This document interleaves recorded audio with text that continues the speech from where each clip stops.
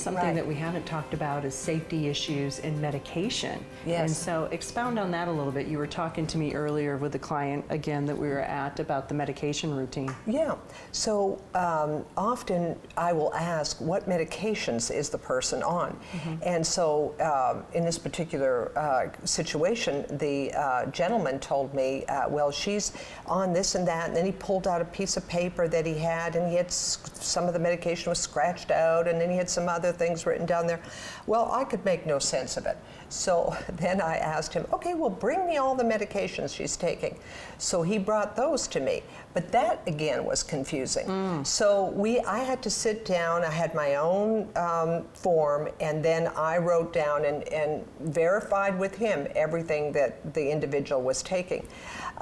So that's what I'll do, and then what I'll do is I'll also then send that to the doctor to verify, okay, is this indeed the medication that the individual is supposed to be taking? Right, because in this particular situation, there was some discrepancy between what the bottle said versus what the caregiver was giving. Right. And so obviously connecting with the primary care physician makes sense to ensure that the medication is dispersed the way it should be.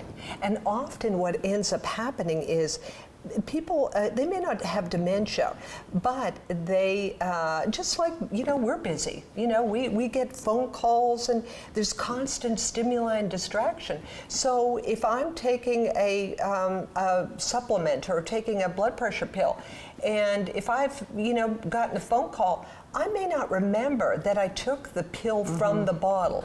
So that's the other thing I look at, and I always instruct the elderly, is put the medication in a pill box, because then you can at least lift the lid, and if today is Wednesday, well, the pill for Wednesday morning is gone, so I must have taken it. Okay. So and the boxes have safer. Really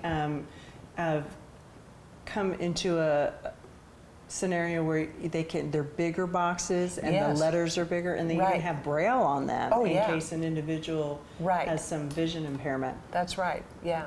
What about over-the-counter medicines versus prescription meds? Those are just as important to review, because as you know, there's some vitamins that we shouldn't be taking with other medication. Right.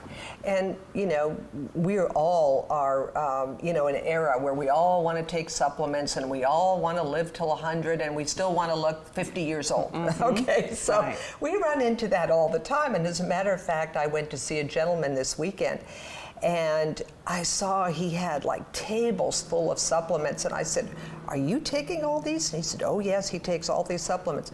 So then I have a medication form that probably lists about 25 medications.